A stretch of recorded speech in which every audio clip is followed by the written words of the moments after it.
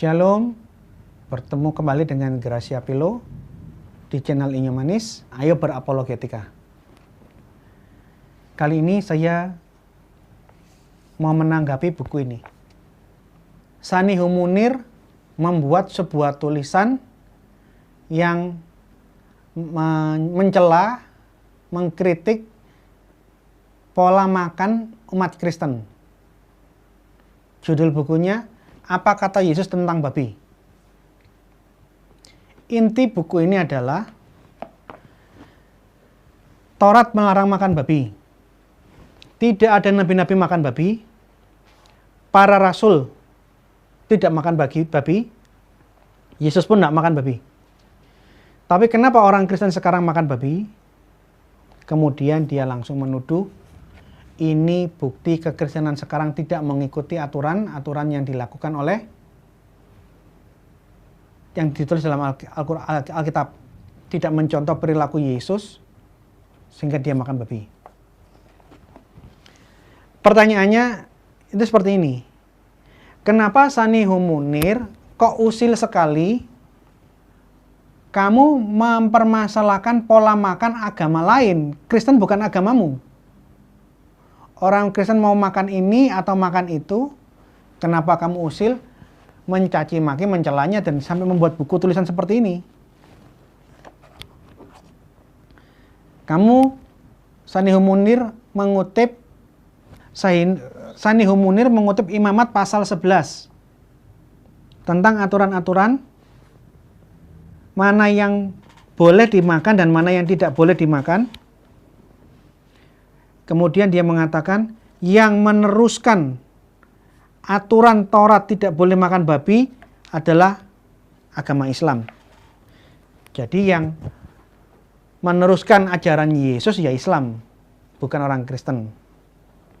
Dan apa yang ditulis Sanihu Munir sudah saya jawab di dalam tulisan saya yang akan saya sampaikan berikut ini. Pertama, Sanihu Munir tidak mengutip secara jujur bahwa hewan-hewan yang dilarang dimakan bukan hanya babi. Taurat melarang unta.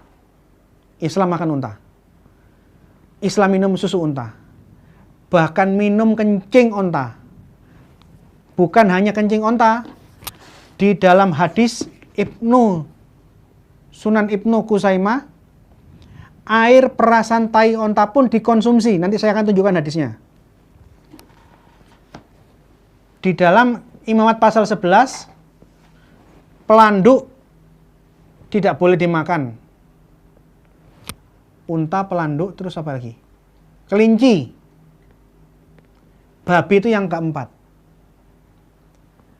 Islam memakan semua yang dilarang oleh hukum Taurat kecuali babi. Taurat melarang memakan selain yang ikan. Ikan pun harus yang bersisik. Segala yang bergerak di air tidak boleh dimakan. Siput air tidak boleh dimakan. Kepiting bukan ikan tidak boleh dimakan. Cumi-cumi, gurita, lele, sidat, belut tidak boleh dimakan. Ini larangan Taurat. Kalian makan semua. Yang dilarang oleh Taurat hanya babi yang kalian tidak makan. Artinya kalau berdasarkan ayat Imamat pasal 11 yang dikutip oleh Sanihu Munir dan saya nggak ada bedanya, sama-sama melanggar. Nah, kedua saya ingin bahas, menjawab kenapa Kristen makan babi. Di dalam buku saya sudah jelaskan secara eksegese. Tidak ada kata halal dan tidak ada kata haram untuk makanan. Bahasa asli Alkitab tidak menggunakan halal dan haram, bahasa-bahasa fikihnya Islam, bahasa-bahasa hukum tidak. Di dalam Torah, bahasa aslinya menggunakan bahasa-bahasa kesehatan. Jangan makan binatang yang hatameh. Jangan makan binatang yang tidak bersih, unclean animal. Jadi larangan untuk memakan berdasarkan bersih atau tidak bersih. Bukan halal haram, bukan bahasa-bahasa hukum. Dan yang diizinkan adalah binatang-binatang seperti ini. Ikan yang bersisik. Ikan yang tidak bersisik seperti lele tidak boleh dimakan. Berkuku belah dan memamah biak. Selain itu tidak boleh dimakan. Yang boleh dimakan itu dikatakan ha-tahor. Tahor bahasa Ibrani itu paralel dengan bahasa Arab tahir. Binatang-binatang yang suci, binatang-binatang yang bersih. Jadi kalau kita based on the text, aturan makanan Alkitab itu berdasarkan kategori kesehatan, mana yang bersih silahkan makan, yang tidak bersih jangan dimakan. Plus, jika ada yang makan binatang-binatang yang kotor seperti udang, ini kan tidak boleh dimakan. Lele, makan kepiting. Hukumannya apa? Di sepanjang Alkitab tidak ada sanksi untuk orang-orang Yahudi maupun orang-orang Kristen yang makan udang. Ada larangan makanan. Jangan makan udang karena itu tidak bersih. Tapi kalau andai kata saya makan udang, hukumannya apa? Tidak ada sanksinya. Oleh karena itu di dalam Alkitab, masalah makanan itu bukan masalah dosa atau tidak dosa, bukan masalah halal dan haram, tidak ada kata halal dan haram. Saya ulangi berkali-kali di dalam bahasa Alkitab. Yang ada unclean animal atau yang clean animal. Masalah bersih dan tidak bersih. Tuhan menyayangi umatnya yang ribuan tahun yang lalu, yang belum ada ilmu pengetahuan yang sedemikian maju seperti zaman sekarang. Orang ribuan tahun di zaman Musa, jaraknya dari kita ini 3.500 tahun, tidak tahu kalau udang itu, cumi-cumi itu kolesterolnya tinggi. Tuhan ngomong kepada orang yang sangat-sangat sederhana, 3.500 yang tahun yang lalu, kamu jangan makan ini kotor, titik. Yang penjelasannya baru kita tahu di zaman kita yang modern sekarang. Jadi, ini jawaban yang pertama. Ada larangan makanan, tapi tidak ada sanksi. Bahkan di dalam 1 Korintus, tulisannya Paulus, makanan tidak membuat kita lebih dekat dengan Allah. Kamu makan atau tidak makan, itu masalah kebiasaan dan masalah kesehatan yang akan ditanggung pribadi lepas pribadi. Oleh karena itu di dalam konsili di Yerusalem, diputuskan masalah makan atau tidak makan, masalah sunat atau tidak sunat, itu masalah sekunder dan tidak ada kewajiban. Harus makan ini atau makan itu, tidak boleh makan ini, tidak boleh makan itu, atau harus disunat, tidak ada. Ini keputusan konsili Yerusalem. Nah, sekarang saya ingin tunjukkan di sini, bukan dalam konteks mengolok-olok, menghina Islam. Tidak, saya tidak mau menghina Islam. Saya hanya membacakan apa yang ada tertulis di dalam hadis. Ini kitab suci kalian, kategorinya sahih, disahihkan oleh Syekh Albani. Saya hanya membacakan apa kata hadis-hadis sahih mengenai pola makannya umat Islam. Anda bisa saksikan di layar. Umat Islam halal makan bangkai paus. Yang mana bangkai paus ini tentu haram, tidak boleh dimakan oleh orang Yahudi. Paus tidak bersisik, apalagi ini bangkai. Di dalam hadis, orang Muslim boleh makan bangkai paus. Ceritanya, orang Muslim kelaparan dalam kondisi berperang, dia lihat ada bangkai di laut, mau dimakan ada yang melarang, itu sudah jadi bangkai. Tapi yang lain mengatakan, kita terdesak kok, kita perang kok, kita ini utusannya Muhammad, makan aja lah, enggak apa-apa. Orang terpaksa. Bangkai itu dikeringkan, bisa makan selama 3 bulan. Dan orangnya gemuk-gemuk. Bahkan ada hadis yang mengatakan, nih Anda bisa lihat di layar berikut ini, segala yang mengapung, bangkai yang mengapung di laut, Kalau menunjukkan ayat ini, menunjukkan hadis ini bukan ikan. Apapun bangkai yang mengapung di laut boleh dimakan karena laut itu suci dan halal bangkainya. Bagi Islam, memakan bangkai di laut ataupun bangkai ikan paus itu halal, boleh dimakan. Selain itu di dalam hadis dikatakan, ini baca hadisnya, Muslim memakan hewan sejenis anjing hutan. Jadi ini anjing liar dimakan. Ini halal. Islam memakan biawak, ini hadisnya Anda bisa lihat. Jadi kadal, biawak itu dimakan, ini halal bagi umat Islam. Kencing onta, ini untuk pengobatan. Anda bisa saksikan ini bukunya, ini hadisnya. Kencing onta dikonsumsi oleh umat Islam. Menurut aturan agama Islam ini halal dikonsumsi. Sekarang kita lihat hadis yang lain. Di dalam Sahih Ibnu Khuzaimah, buku 1, halaman 146 sampai 148.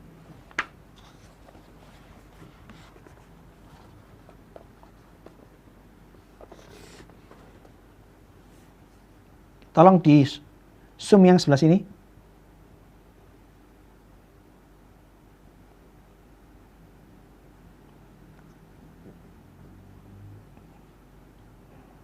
Oke, saya bacakan.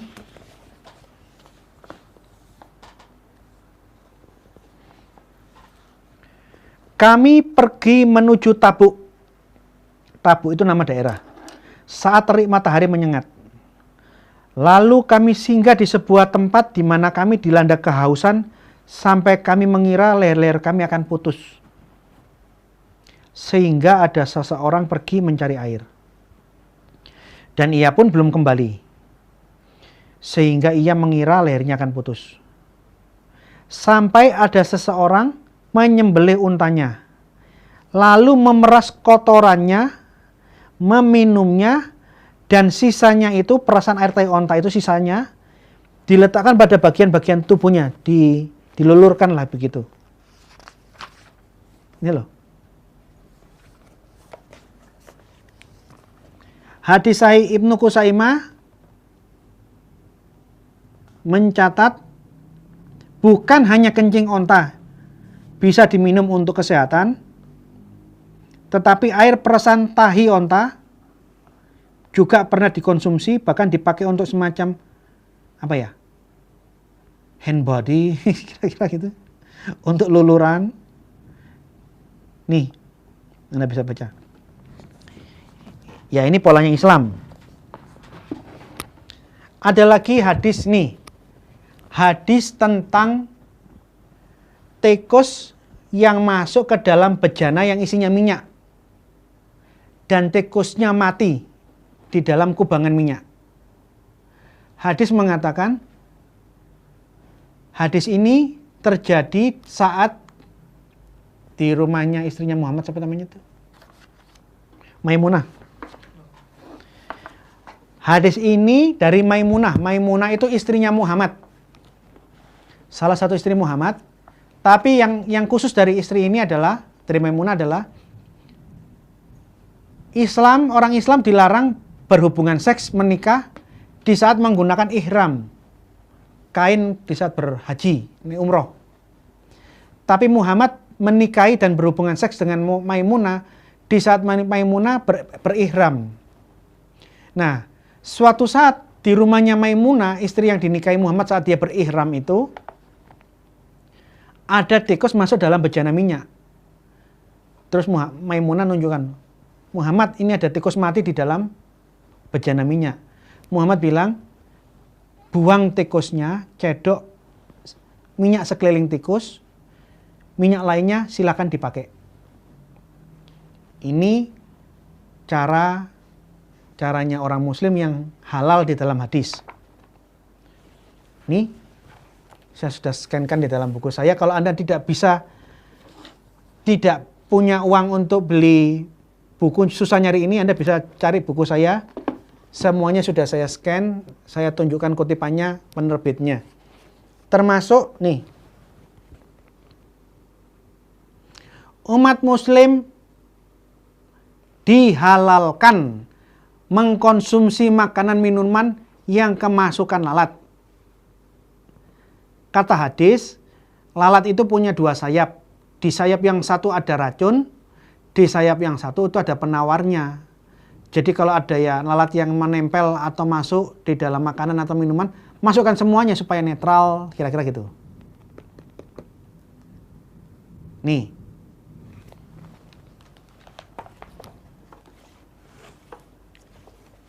Yang terakhir mengenai babi.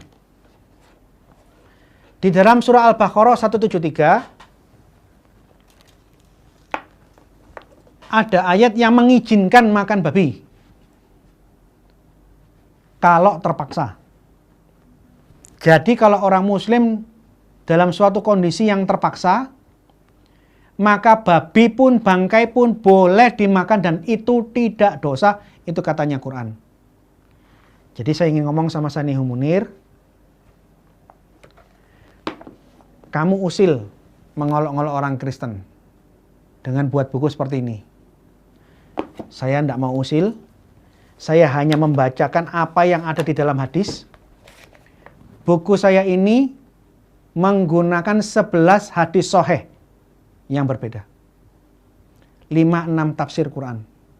Saya tampilkan apa adanya, tidak saya tambahi, saya tidak kurang-kurangi, saya tidak menghina.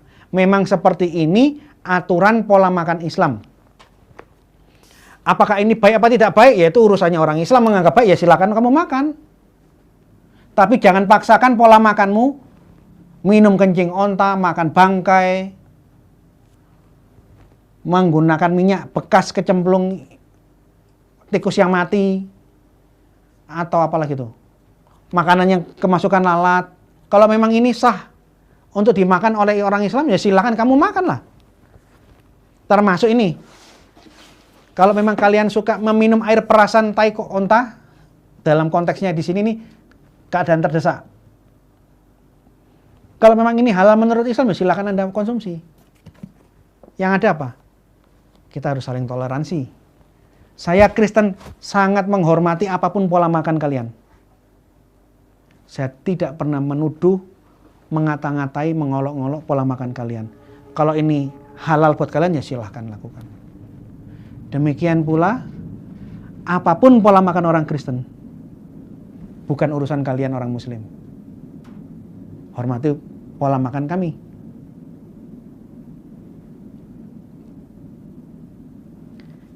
Jadi kalau saya datang ke tempat Anda, Pak Sanihu, Anda tahu saya suka babi, sajikanlah babi panggang karo. Bagi kami akan makan dengan sukacita. Demikian juga kalau misalnya Anda datang ke rumah saya dan Anda menginginkan air kencing onta, saya akan carikan. Saya kasihkan ke Anda. Mau pakai jus atau dengan es atau enggak, saya akan kasihkan ke Anda. Kalau Anda mau loh ya. Karena memang di dalam hadis, kencing onta ini halal diminum dan banyak ustadz mempromosikan minum kencing onta, minum kencing onta. Nah, kalau kita bisa toleransi seperti ini kan enak toh, Pak. Tidak usah saling mengolok-ngolok. Toh kamu semua makan semua yang dilarang oleh Taurat. Bahkan babi pun boleh dimakan kalau terpaksa. Kristen makan babi tanpa syarat. Islam makan babi dengan syarat. Syaratnya terpaksa. Tidak perlu ada saling menghujat. Dan apa yang saya bacakan memang seperti ini aturan Islam. Saya tidak tambah-tambahi, saya bacakan apa yang tertulis. Marilah kita saling menghormati. Ayo berapologetika, ikuti terus channel saya, Inyo Manis. Tuhan memberkati kalian. Amin.